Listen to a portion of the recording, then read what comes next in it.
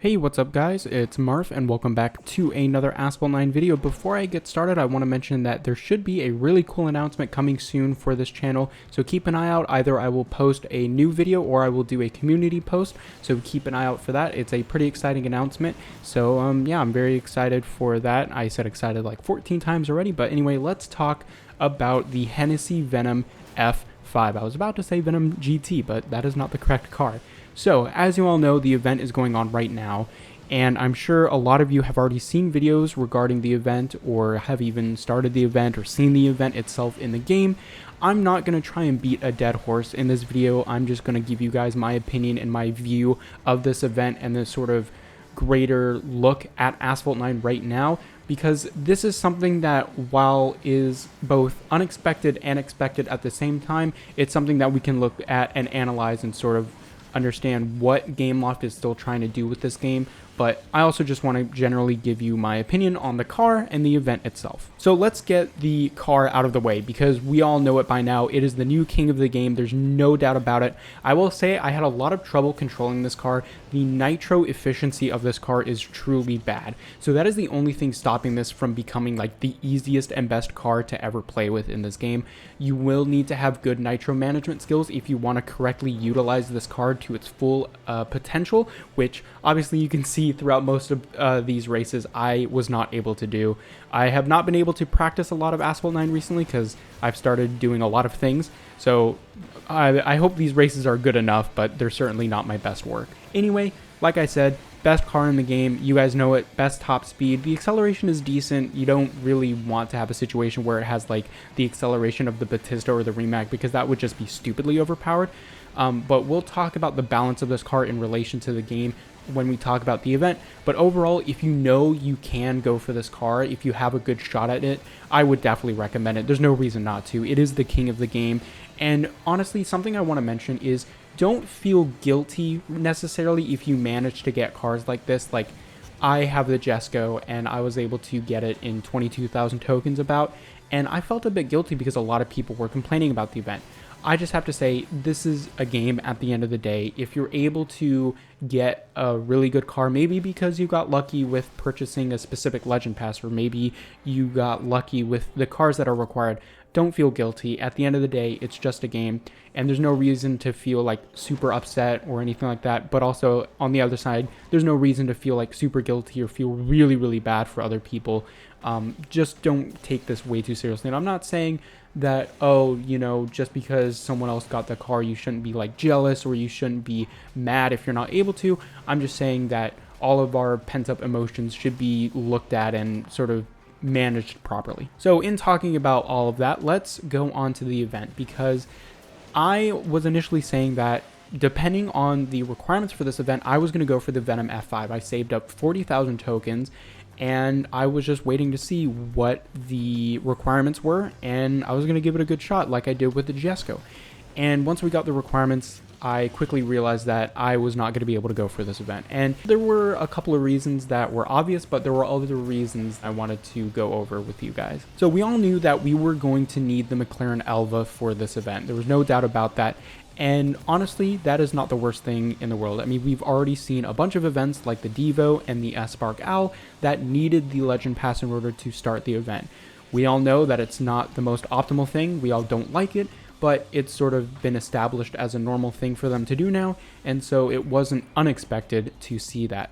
What was unexpected was seeing the Lamborghini Murcielago being the second car in the event, and that is what I have my main issues with. So before I talk about the Murcielago, I want to talk about the other requirements, which I don't remember off the top of my head because frankly I haven't been paying too much attention to this event, but I do know that cars like the Aventador SVJ need to be unlocked and probably start up. So do the CX-75, the Zonda, and all of that. Those are generic A-class cars, and so honestly, those are cars that I could see being required in any other pretty good S-class special event. So those are the types of vehicles that I'm like, you know what, I can understand where they're coming from. The SVJ just got an Unleashed event, and you can easily get like 20 or so blueprints if you have a good garage, and it's not too expensive to unlock and star up. So overall, I would say the other requirements besides the Legend Pass requirements are really not that bad. So I think that a lot of people, if you have the McLaren Elva and the Murcielago, and you have a good amount of tokens, you could probably have a really good shot at unlocking packs for the Venom F5. So anyway, let's talk about the Murcielago again, because this is the real issue I have with this event. So again, we cover that you will need the McLaren Elva for this event, and that's one special Legend Pass car that you need. I get it, I understand it, it's sort of what's happening now. But with the Lamborghini Murcielago, and I'll talk about the car hunt in a couple of minutes here, but that is something that sort of sidesteps the player's expectations of how you need to go about purchasing things in this game. Because again, it's one thing to say, hey, for this event, you just need a $5 or $10 car and you're good to go. That's fine. But now we're in the situation where, hey, you need to keep buying this Legend Pass because you never know, you might need this car for the future. And so that is subverting the player's expectation and forcing them to keep buying something that they may not want in order to get a chance at getting lucky that they will, use that car in the future for another special event. And that's really where I have the most trouble with this event. Something I want to mention is that I'm aware that you didn't necessarily need to buy the Murcielago Season Pass or Legend Pass in order to have the car for this event, because they also conveniently provided a legendary car hunt for the Murcielago if you had bought this season's Legend Pass. But that goes back to the subverting expectations of the players, because if I were to buy the Legend Pass, hypothetically, I would be going at this from the perspective of a paid user, not a free user, but a paid user. And that comes with a certain set of expectations.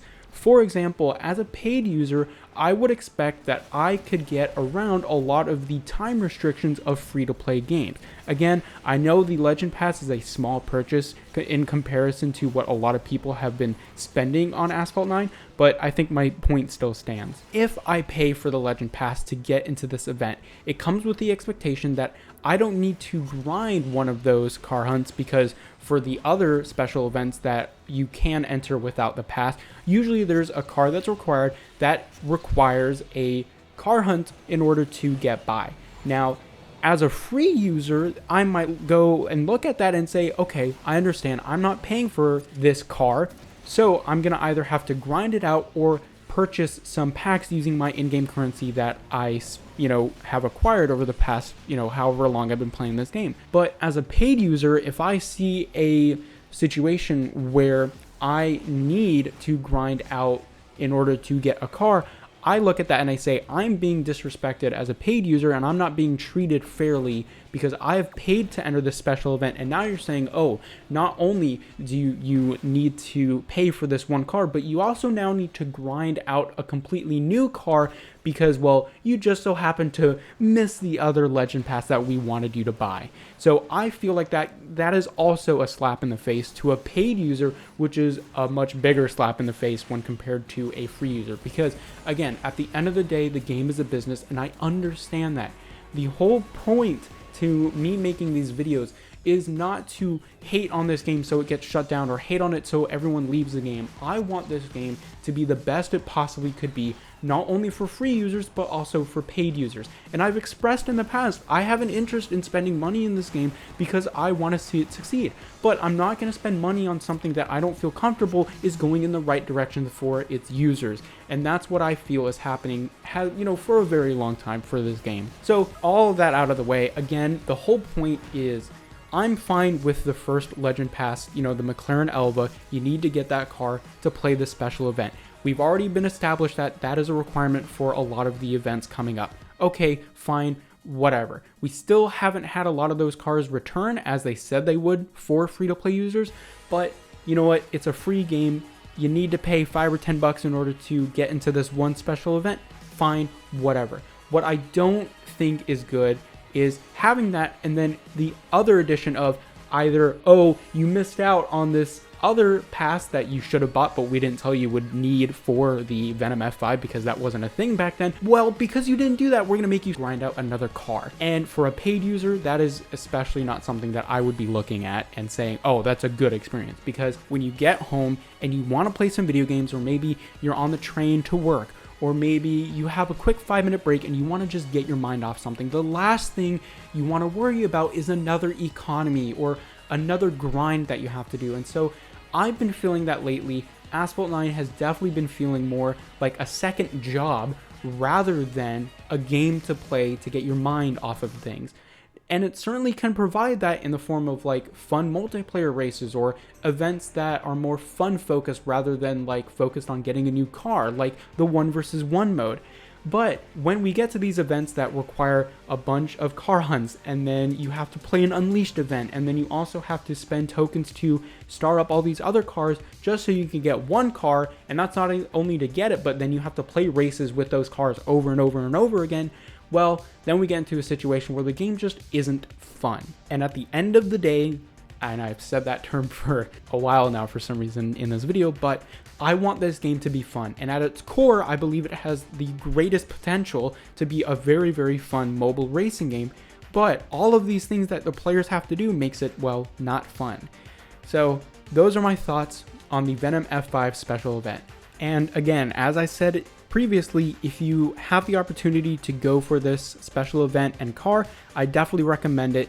And because it'll be a very nice opportunity for you to get basically the king of the game. But otherwise, just not talking about the car itself, we have to really start looking at this game in a bigger picture, because for a lot of people, it has become a very big part of their gaming life or whatever. I mean, for mine, it is, my YouTube channel, that has defined what my audience is. So it is a big part of what I do, and it's a big part of how I choose to spend my free time. But I want it to be a fun time. I don't want it to be a sort of thing where I look at it and say, oh, do I really have to do that? Because lately, that's how I've been feeling about this game. So overall, I think it's just sad that we're talking about this game like this in this context instead of talking about how fun it is, or oh, maybe they should add this little thing because that'll make it fun or different or whatever. Instead of talking about the actual contents of the game, we're talking about the economy surrounding the game. So what are we, business people now? We're just like meddling about in currencies and requirements and conditions. We're not talking about how cool this triple barrel roll was. I mean, that's the type of stuff that I want to talk about in Asphalt, not how many tokens do I have to spend to get these specific conditions. So anyway, I hope you guys enjoyed this video. Let me know your thoughts in the comment section down below, and I will see you guys very soon.